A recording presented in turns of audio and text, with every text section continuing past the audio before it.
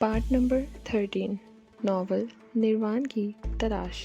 اگر آپ نے اب تک ہمارے یوٹیوب چینل کو سبسکرائب نہیں کیا تو براہ مہربانی اس کو سبسکرائب کریں۔ ہماری ویڈیوز پسند آئیں تو لائک، شیئر اور کمنٹس ضرور کریں۔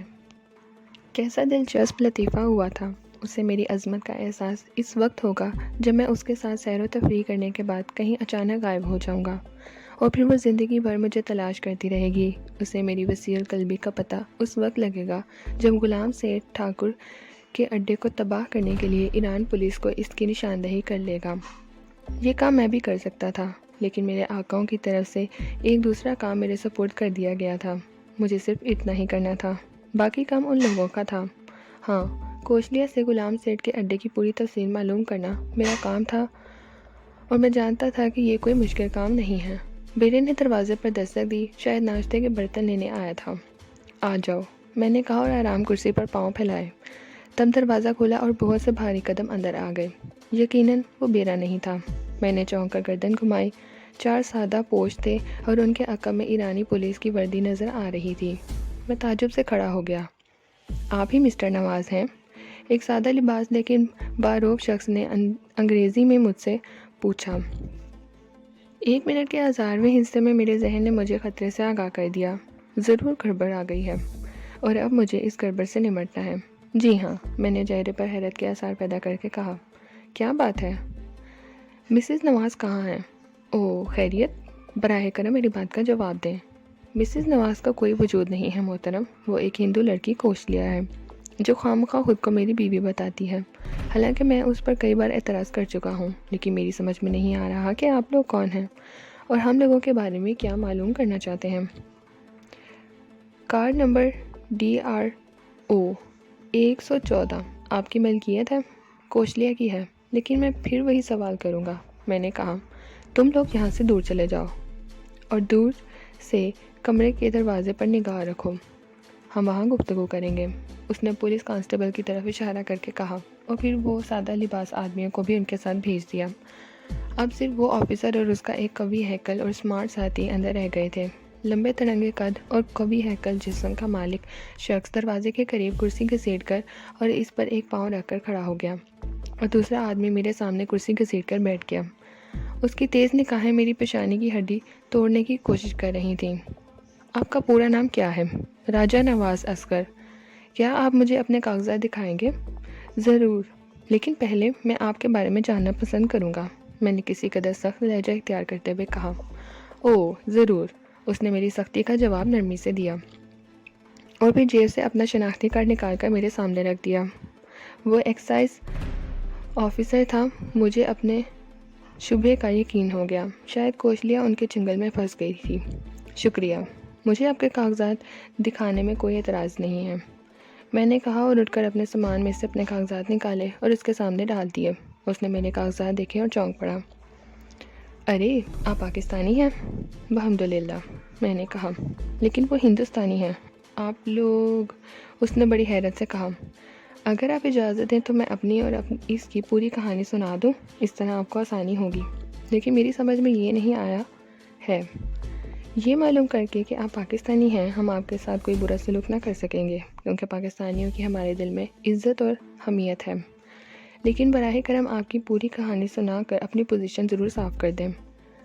بہتر ہے، میں نے کہا، میں سرائے عالمگیر کا باشندہ ہوں، سیاحت کا شوق بچپن سے تھا، کوشش کر رہا تھا اور بالآخر اس کوشش میں کامیاب ہو گیا۔ پشاور سے کابل اور پھر افغانستان کے دوسرے خوبصورت شہروں کو دیکھتا ہوا آ رہا تھا کہ قندھار کے راستے میں وہ مل گئی۔ میں نے اس سے لفٹ مانگی اور پھر ہم نے دریائے ہلمند کے کنارے ایک رات گزاری، اور معاف کیجیے، بقول اس کے وہ مجھ سے محبت کرنے لگی۔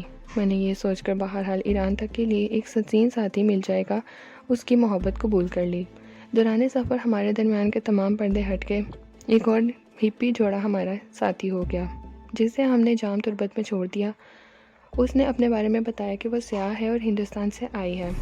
یہاں سے ہم دونوں کا علیحدہ ہو جانے کا پروگرام تھا، لیکن اس نے چند روز اور میرے ساتھ گزارنے کی فرمائش کی۔ اس طرح ہم دونوں نے ایک ہی ہوٹل میں کمرہ لے لیا۔ یہ مختصر لیکن مکمل تفصیل ہے۔ ایکسائز آفیسر کسی سوچ میں گم ہو گیا، لیکن اس کی نگاہیں بدستور میرے چہرے پر جمی ہوئی تھیں۔ اس کے چہرے پر بہت سے رنگ آ رہے تھے۔ پھر اس نے ایک گہری سانس لی اور بولا، آپ کی ساتھی اس وقت کہاں ہیں مسٹر نواز؟ اسے کچھ چیزیں خریدنی تھی، 1 گھنٹے میں واپسی کے لیے کہہ کر گئی ہے۔ یقیناً وہ اپنی کار پر گئی ہوگی۔ میں اس کے ساتھ نیچے نہیں گیا، لیکن یقیناً وہ کار لے کر گئی ہوگی۔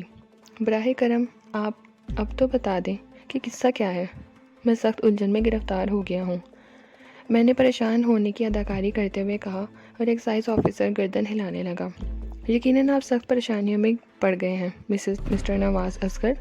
آپ کی ساتھی لڑکی منشیات کے اسمگلروں کی ایک خطرناک گروہ سے تعلق رکھتی ہے، ایکسائز آفیسر نے کہا۔ گو بات میرے لیے اجنبی نہیں تھی، لیکن صورتحال خراب ہو گئی تھی۔ ایک لمحے کے لیے میں حفاظ باختہ ہو گیا۔ ایکسائز افسر بغور میری کیفیت کا جائزہ لے رہا تھا، اور یہ بات میرے حق میں ہی جاتی تھی۔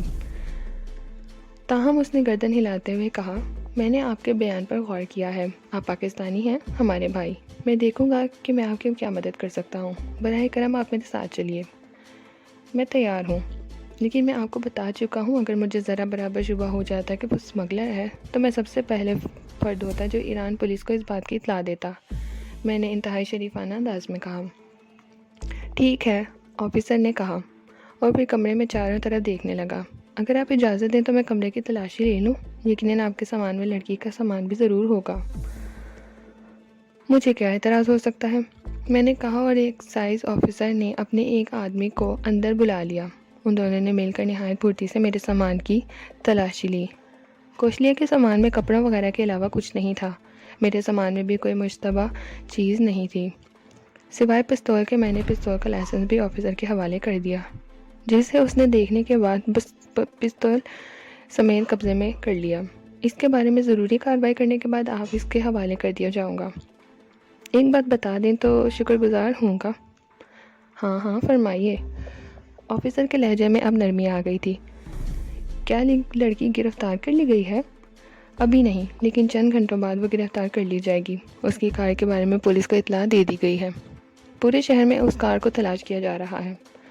اوہ، میں نے گردن ہلائی اور پھر میں ان کے ساتھ چلنے کے لیے تیار ہو گیا۔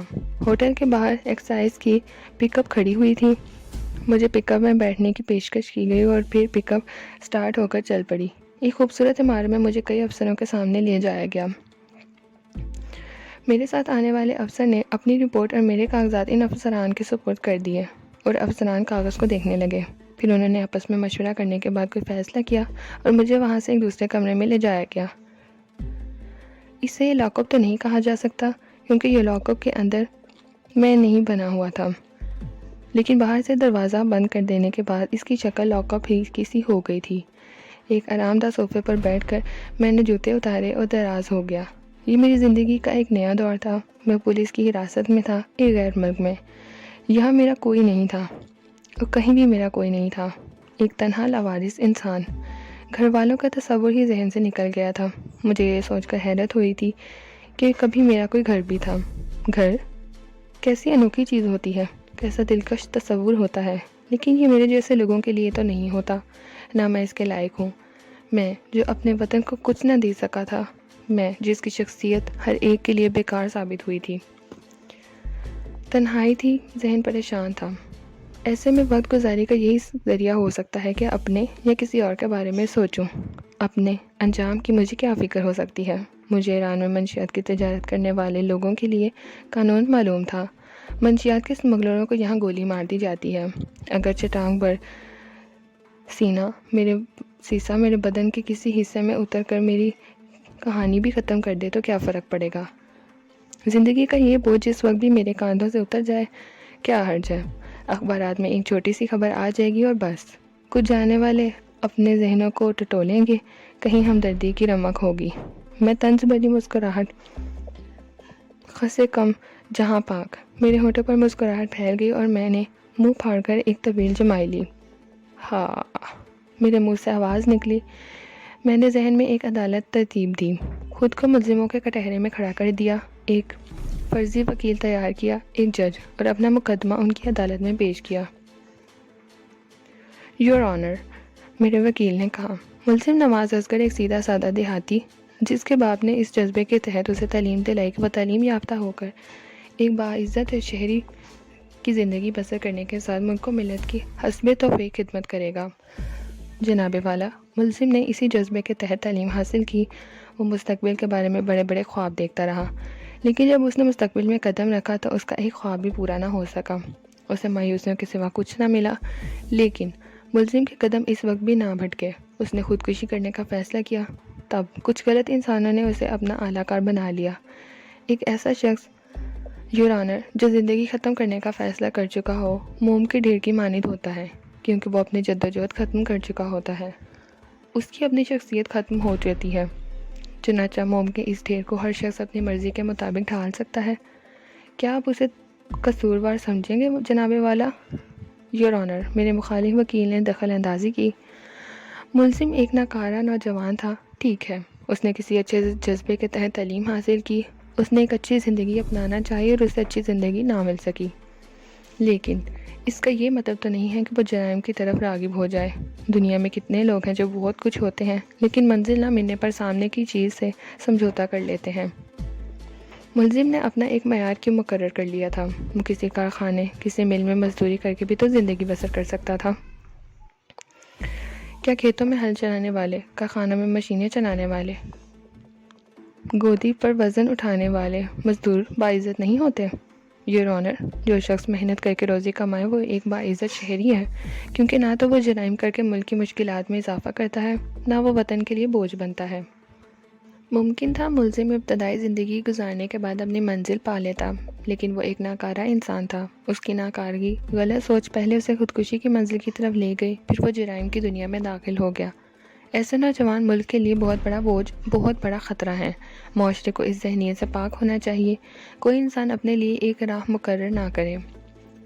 اسے صرف یہ دیکھنا چاہیے کہ اس کے ملک کو دفاتر کی کرسی پر بیٹھ کر احکامات چلانے والے افسروں ہی کی ضرورت نہیں، بلکہ خون پسینہ ایک کر کے محنت کرنے والے مزدوروں کی بھی ضرورت ہے۔ اس کا مطلب ہے اس سے صرف اپنے آپ سے محبت ہے، ملک و ملت سے نہیں۔ یور آنر، نوجوان ذہنوں سے یہ خیال ہٹ جانا چاہیے کہ وہ تعلیم صرف اس لیے حاصل کریں کہ کسی دفتر میں افسر ہوں۔ تعلیم حاصل کر کے کھیتوں میں ہل چلانے والے زیادہ اناج اگا سکتے ہیں، کیونکہ وہ زمینوں کے بارے میں بہتر طور سے جانتے ہوں گے۔ زندگی کے ہر شعبے میں وہ ایک عام آدمی کی حیثیت سے کام کر کے ملک کو کہیں سے کہیں لے جا سکتے ہیں۔ ہر شخص صرف یہ دیکھے کہ اس کی زندگی اور اس کے ملک کو کس شعبے میں کس شخص کی ضرورت ہے۔ اگر وہ اپنی زندگی ملک کے حوالے کر دے، اپنی انا کو ختم کر دے، تو ملک کہاں سے کہاں پہنچ سکتا ہے۔ لیکن ملزم کا انداز فکریہ نہ تھا۔ ملزم: ابھی میرا مخالف وکیل اسی قدر کہہ پایا تھا کہ میرے خیالات کا تسلسل ٹوٹ گیا۔ کمرے کے دروازے پر دستک ہوئی تھی، پھر چند لوگ اندر داخل ہو گئے۔ ان میں وہ بھی تھے جن سے تھوڑی دیر قبل میں ملاقات کر چکا تھا۔ کوشلیہ کو سیل 9 سے گرفتار کر لیا گیا ہے۔ وہ اپنی کار سمگلنگ یہاں پہنچ چکی ہے اور اب اس کی کار کی تلاشی لی جا رہی ہے، لیکن اس نے کوئی شاپنگ نہیں کی ہے۔ ایک افسر نے کہا۔ میں کیا عرض کر سکتا ہوں؟ میں نے شانے ہلائے۔ مسٹر نواز، ہماری خواہش ہے کہ آپ کے ساتھ کوئی سختی نہ ہو۔ ہم آپ سے ہمدردی رکھتے ہیں، لیکن اگر آپ بھی اس جرم میں شریک پائے گئے تو بہرحال آپ کے سفارت خانے کے تعاون سے ہم آپ کو بھی سزا دینے پر مجبور ہوں گے۔ جیسا کہ آپ نے کہا ہے کہ آپ لڑکی کے جرم میں شریک نہیں ہیں، اگر یہ درست ہے تو پھر ہماری مکمل ہمدردی آپ کے ساتھ ہے۔ ہم درخواست کریں گے کہ آپ ہماری مدد کریں۔ دوسری شکل میں بھی ہم کوشش کریں گے کہ آپ پر سے بوجھ کم ہو جائے۔ میں کیا مدد کر سکتا ہوں، مجھے بتائیے، میں نے کہا۔ آپ کوئی اندازہ لگا سکتے ہیں کہ اس نے یہ وقت کہاں گزارا ہوگا؟ یقین کیجیے میں کوئی اندازہ نہیں لگا سکتا، میں نے کہا۔ کسٹم آفیسر کسی سوچ میں گم ہو گیا، پھر اس نے گردن ہلاتے ہوئے دوسرے لوگوں سے کہا، ٹھیک ہے مسٹر نواز، اس سلسلے میں کوئی مدد نہیں کرنا چاہتے، ہمیں خود ہی کام کرنا ہوگا، شکریہ مسٹر نواز۔ اور پھر وہ ایک ایک کر کے کمرے سے نکل گئے۔ میرا ذہن ایک بار پھر الجھ گیا تھا۔ کیا کوشلیہ کو میری گرفتاری کا علم ہو گیا ہے؟ ہو ہی گیا ہوگا، ظاہر ہے وہ کمرے میں واپس آئی ہوگی اور اسے کسٹم افسروں نے چھاپ لیا ہوگا۔ لیکن اب مجھے کیا کرنا چاہیے؟ کوشلیہ نے آخری وقت میں اپنا راز مجھ پر ظاہر کر دیا تھا۔ بہرحال اس کے خلوص پر اب میں کوئی شک نہیں کر سکتا تھا، لیکن مجھے کسی کا خلوص کون سا چاٹنا تھا؟ افغان رقاصہ بھی میرے رحم کی ملتجی تھی، وہ میرے ساتھ رہنا چاہتی تھی۔ میگا: اگر میں اسے سہارا دیتا تو ممکن تھا اس نے جو کچھ کہا تھا وہ کر کے دکھاتی۔ ایک بھٹکنے والی لڑکی کو راہ راست پر لانے لے آنا بہت بڑا ثواب تھا۔ ان دونوں کی بنسبت کوشلیہ تو پھر بھی اپنی حیثیت رکھتی تھی، اور پھر میں بذات خود کیا تھا؟ احمق لڑکیاں مجھے ستون سمجھتی ہیں، حالانکہ میں ایک کھوکھلا ستون ہوں جس کا سہارا کسی بھی وقت تباہی لا سکتا ہے۔ مجھے خود اپنی سلامتی کی فکر کرنی چاہیے، جہنم میں جائیں کوشلیہ اور دوسرے۔ مجھے خود پر غصہ آنے لگا۔ خود میرا کردار کیا ہے؟ ایک بے ضمیر انسان جو زمین کے سینے پر ایک ناسور کی حیثیت سے ابھر آیا ہے، اپنی کریمہ اور تکلیف دہ شخصیت کو نہ جانے کیا سمجھ بیٹھا ہے۔ ابھی تو مجھے خود اپنے آپ کو دیکھنا تھا۔ غلام سیٹھ میرا باس، میرا آقا، اسے میری گرفتاری نہ جانے کس قدر مہنگی پڑے۔ بیکار ہے کسی بارے میں سوچنا، بیکار ہے۔ صرف وہ کرو جس سے اپنی بچت ہو۔ اور میں ایک خود غرض انسان بن گیا۔ گناہ، ثواب، جو کچھ کر چکا ہوں اس کے سامنے اب ان الفاظ کی کیا اہمیت رہتی ہے؟ میرا دل سخت ہو گیا۔ کوشلیہ کا چہرہ میرے لیے اجنبی بن گیا۔ میں اطمینان سے کرسی میں دراز ہو گیا۔ تھوڑی دیر کے بعد میرے لیے کافی آئی اور میں نے اطمینان سے کافی پی۔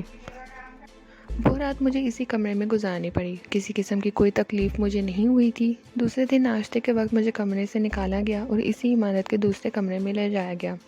یہاں کئی آدمی موجود تھے اور ان میں وہ کسٹم آفیسر بھی تھا جس سے میری سرحد چوکی پر ملاقات ہوئی تھی۔ اسے دیکھ کر میں چونک پڑا۔ میں نے ایک گہری سانس لی۔ ان سب نے گرم جوشی سے میرا استقبال کیا اور بڑے اہتمام سے مجھے بیٹھنے کی پیشکش کی گئی۔ میں بیٹھ گیا تو ملازم قسم کے لوگوں نے ناشتہ لگا دیا اور ہم نے نہایت خاموشی سے ناشتہ کیا۔ اس دوران ان لوگوں کے رویے پر میرا ذہن الجھتا رہا، خود کو ان کے سوالات کے لیے تیار کرتا رہا، اور جب ناشتہ ختم ہوا تو میں ان سے گفتگو کے لیے پوری طرح تیار تھا۔ پھر ناشتہ ختم ہو گیا۔ ایک کپ کافی اور ایک افسر نے مجھے پیشکش کی اور میں نے انکار نہیں کیا۔ یہ جمشید عظیمی ہے۔ مقامی افسر نے سرحد کسٹم آفیسر کا تعارف کراتے ہوئے کہا۔ جی، میں نے گردن ہلا دی۔ غالباً آپ لوگوں کی پہلے ملاقات ہو چکی ہے۔ جی ہاں، میں ان کے ساتھ کافی پی چکا ہوں۔ خوب، تو مسٹر نواز، جمشید عظمی صاحب کا کہنا ہے کہ سرحد پر انہوں نے آپ کی کار کی تلاشی لی تھی اور آپ سے گفتگو بھی کی تھی۔ جی ہاں، آپ نے اس ہندو لڑکی کو اپنی بیوی بتایا تھا۔ جی، آپ اعتراف کرتے ہیں؟ جی ہاں، میں نے گردن جھکا کر جواب دیا۔ آپ کے ساتھ 2 حضرات اور بھی تھے۔ جی، وہ کہاں گئے؟ جام تربت میں اتر گئے۔ کیا آپ بھی نہیں بتائیں گے مسٹر نواز کہ لڑکی سے آپ کا کیا تعلق ہے؟ میں حقیقت عرض کر رہا ہوں، آپ کو تحقیق کا حق ہے۔ وہ صرف میری ہمسفر تھی۔ دوران سفر ہم اس قدر بے تکلف ہو گئے تھے کہ ہمارے درمیان سے تمام پردے ہٹ گئے تھے۔ میں جذباتی طور پر اس سے بے حد متاثر تھا۔ بے پناہ ذہین اور تعلیم یافتہ لڑکی ہے۔ اس نے خود کو سیاہ بتایا تھا۔ پھر اس نے پیشکش کی کہ وہ پوری زندگی میرے ساتھ بسر کرنا چاہتی ہے، اور میں نے جذباتی طور پر یہ پیشکش قبول کر لی۔ اسی جذبے کے تحت میں نے اسے اپنی بیوی بتایا تھا۔ اوہ، افسر نے ایک دوسرے کی طرح دیکھتے ہوئے کہا۔ پھر وہی افسر بولا، کیا ابھی آپ اسی جذبے پر قائم ہیں مسٹر نواز؟ اگر وہ لڑکی جرائم پیشہ ہے تو پھر میں اس سے نفرت کرتا ہوں۔ میں صرف ایک سیاہ ہوں۔ اس کی قابلیت نے مجھے متاثر کیا تھا اور میں نے سوچا تھا کہ بہرحال وہ ایک عمدہ رفیق سفر بن سکتی ہے، لیکن اگر وہ جرائم پیشہ ہے تو پھر میں اس پر لعنت بھیجتا ہوں۔ آپ مذہبی رشتے سے ہمارے بھائی ہیں مسٹر نواز، کیا آپ ہماری اخلاقی مدد کر سکتے ہیں؟ افسر نے پوچھا۔ میں نہیں سمجھ سکا۔ دراصل ہم نے تحقیقات کی ہے۔ ہمارے بین الاقوامی مخبروں نے جس لڑکی کی خبر دی تھی وہ 100% اسی لڑکے کے بارے میں تھی، لیکن اس کی پوری کار کھول دی گئی، اس میں کوئی چیز نہیں ملی ہے۔ ہم اس وقفے سے متلاشی ہیں جو اس نے شاپنگ کے بہانے باہر گزارا، اور ہمارا خیال ہے کہ اس دوران منشیات کہیں اتار دی گئیں۔ کہاں؟ کس جگہ؟ اس کے بارے میں کوئی پتہ نہیں چل سکا۔ لڑکی نے انتہائی کوشش کے باوجود اعتراف نہیں کیا۔ ہمیں جو معلومات حاصل ہوئی ہیں ان کے تحت یہ بھی پتہ چلا ہے کہ اس کے ساتھ آپ کا کوئی وجود نہیں تھا۔ اس طرح ہمیں اس بات کا بھی یقین ہو گیا ہے کہ آپ نے جو کچھ کہا ہے درست ہے۔ ہمیں جو غلط فہمی ہوئی ہے اس کے لیے ہم معافی چاہتے ہیں اور آپ سے مدد کی درخواست کرتے ہیں۔ شکریہ، میں نے کہا۔ میں آپ کی کیا مدد کر سکتا ہوں؟ لڑکی آپ سے متاثر ہے، آپ یہاں چند روز قیام کریں، اس پر نگاہ رکھیں، اسے اپنی محبت کا یقین دلا دیں اور پھر اس سے اس کے مقامی ٹھکانے کے بارے میں چالاکی سے معلوم کریں اور ہمیں اطلاع دے دیں۔ ہم آپ کے بے حد شکر گزار ہوں گے اور حکومت ایران کی طرف سے آپ کو انعام بھی پیش کیا جائے گا۔ میں گردن جھکا کر ان کی پیشکش پر غور کرنے لگا۔ بظاہر ان کی امداد بے مقصد تھی۔ مجھے کسی انعام کی ضرورت نہیں تھی، نہ ہی میں اخلاقیات کا معلم تھا۔ مجھے حالات کا بخوبی اندازہ ہو گیا تھا۔ بہرحال ان لوگوں سے بگاڑنا بھی درست نہیں، وعدہ کر لینے میں کیا حرج تھا؟ ظاہر ہے بعد میں ناکامی کا اعتراف کر سکتا تھا۔ چنانچہ میں نے ایک گہری سانس لے کر کہا، ٹھیک ہے جناب۔ حالانکہ لڑکی کی حقیقت معلوم ہونے کے بعد میں اسے کوئی واسطہ نہیں رکھنا چاہتا تھا، لیکن بہرحال میں آپ کی مدد کے لیے تیار ہوں۔ بہت بہت شکریہ مسٹر نواز، ہم آپ کے بےحد مشکور ہیں۔ کسٹم آفیسرز نے باری باری مجھ سے ہاتھ ملاتے ہوئے کہا۔ وہ سب خوش ہو گئے۔ پروگرام یہ ہے کہ ہم لوگ آپ دونوں کو معذرت کرنے کے بعد رہا کر دیں گے۔ آپ اطمینان سے واپس اپنے ہوٹل جائیں، سیر و تفریح کریں۔ آپ کے ہوٹل میں ہمارا ایک نمائندہ موجود ہوگا جو ہر رات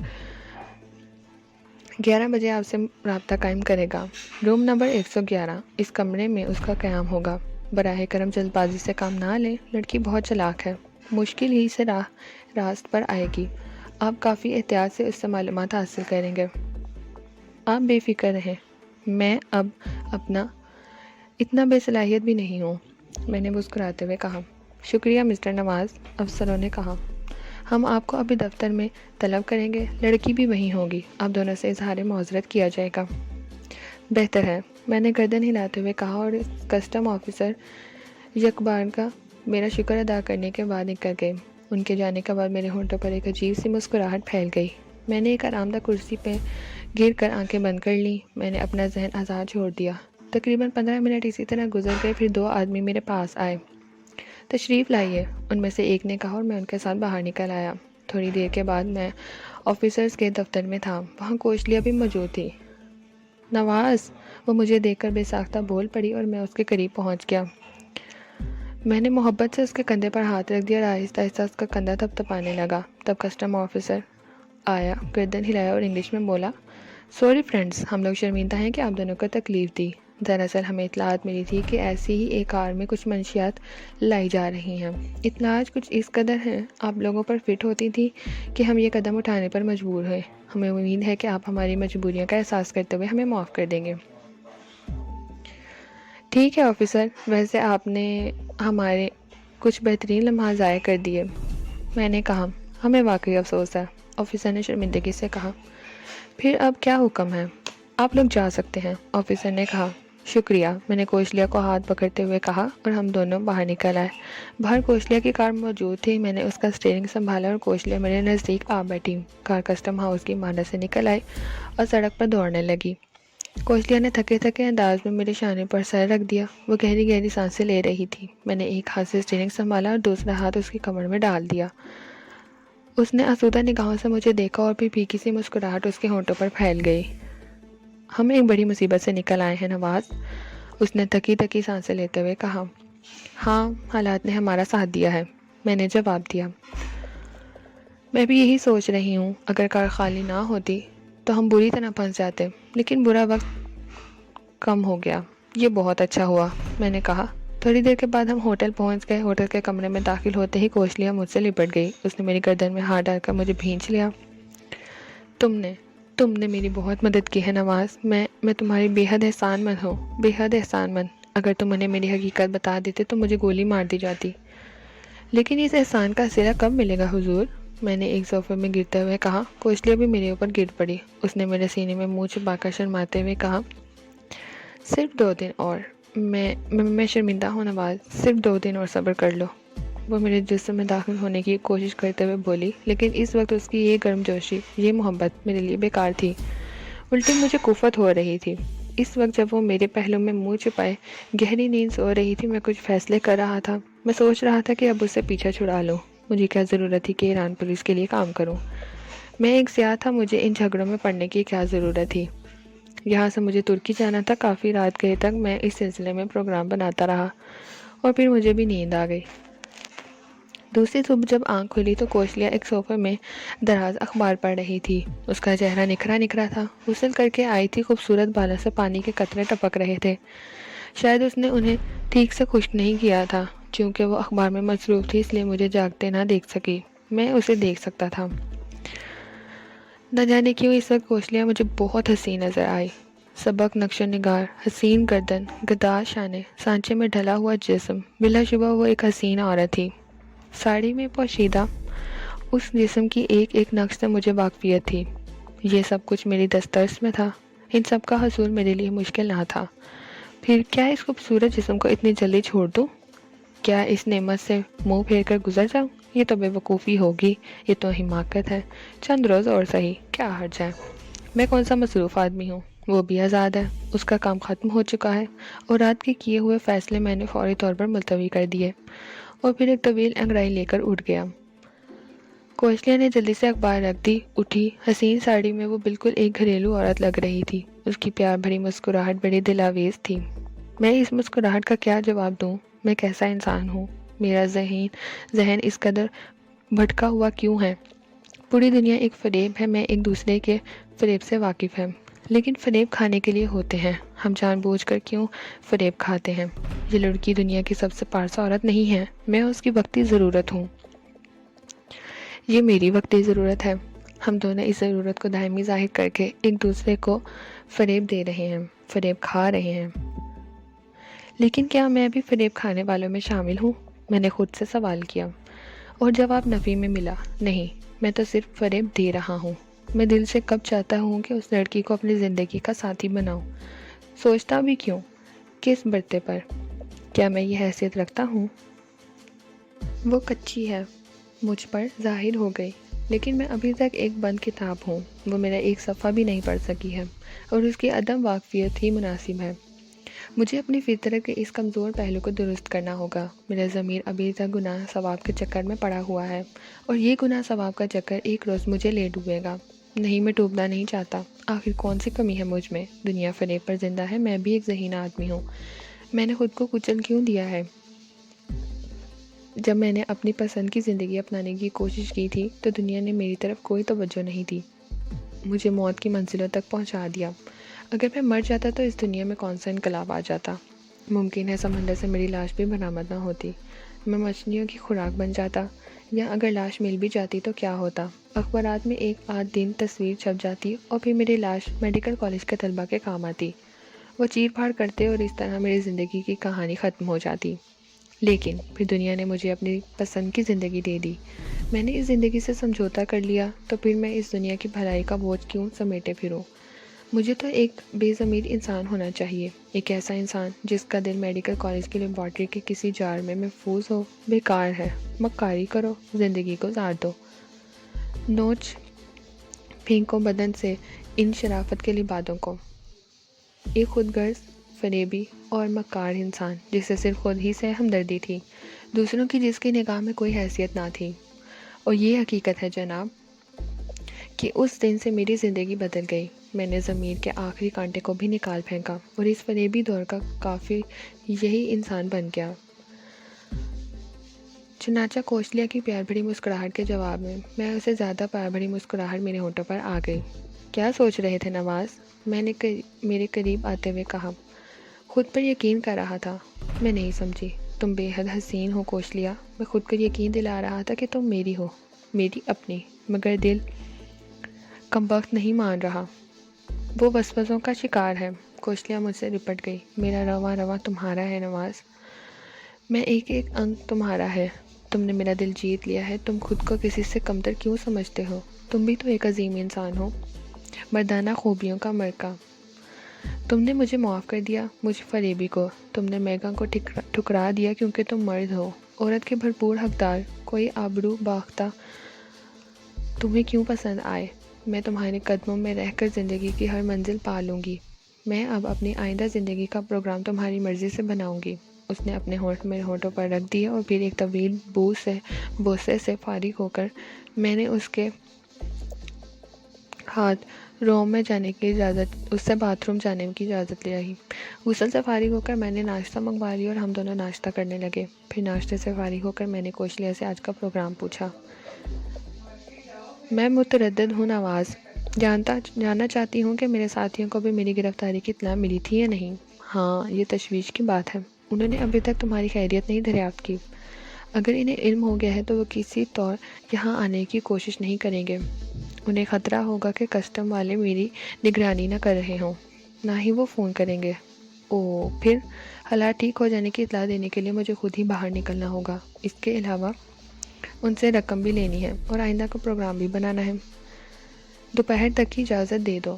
یہاں سے جاؤں گی اور اندازہ کروں گی کہ میرا تعاقب تو نہیں کیا جا رہا. پھر یقین ہونے کے بعد کسی پبلک کال بورڈ سے فون کروں گی اور انہیں صورتحال کی اطلاع دوں گی. ٹھیک ہے؟ میری ضرورت ہو تو. نہیں نواز، وہ لوگ ابھی تمہیں برداشت نہیں کریں گے. تم آرام کرو، میں دوپہر تک واپس آ جاؤں گی. ٹھیک ہے، میں تمہارا انتظار کروں گا. تم اگر کہیں جانا چاہو تو جا سکتے ہو. مجھے کہاں جانا ہے، یہیں آرام کروں گا، میں نے کہا اور کوشلیا اٹھ گئی. اس نے پھر مجھے پیار کیا اور اپنا پرس لے کر باہر نکل گئی. میں اسے دروازے تک چھوڑنے آیا تھا. اس کے چلے جانے کے بعد کافی دیر تک میں یوں ہی خالی ذہن بیٹھا رہا اور پھر میرے کمرے کے دروازے پر دستک ہوئی. میں نے سوچا بیرا ہوگا، چنانچہ میں نے اسے اندر آنے کی اجازت دی. لیکن اندر آنے والے کو دیکھ کر میں چونک پڑا. درمیانے جسم کا ایک اسمارٹ آدمی تھا. اس نے مسکراتے ہوئے مجھے سلام کیا اور پھر جیب سے اپنا شناختی کارڈ نکال کر میرے سامنے رکھ دیا. میں نے ایک گہری سانس لی. کسٹم کا آدمی تھا. تشریف رکھیے، روم نمبر 111 کے مکین کے بارے میں آپ کو اطلاع دے دی گئی ہے جناب، اس نے میرے سامنے بیٹھتے ہوئے کہا. ہاں، لیکن کیا اس کا تعاقب کیا جا رہا ہے؟ میں نے ایک دم پوچھا. نہیں، یہ مناسب نہیں سمجھا گیا. اگر اسے شک ہو گیا تو کام بھی کر سکتا ہے. اس سلسلے میں مکمل طور سے آپ پر بھروسہ کیا گیا ہے. پارٹ نمبر 13 اختتام پذیر ہوتا ہے. ناول کا بقیہ حصہ پارٹ 14 پہ سماعت فرمائیے.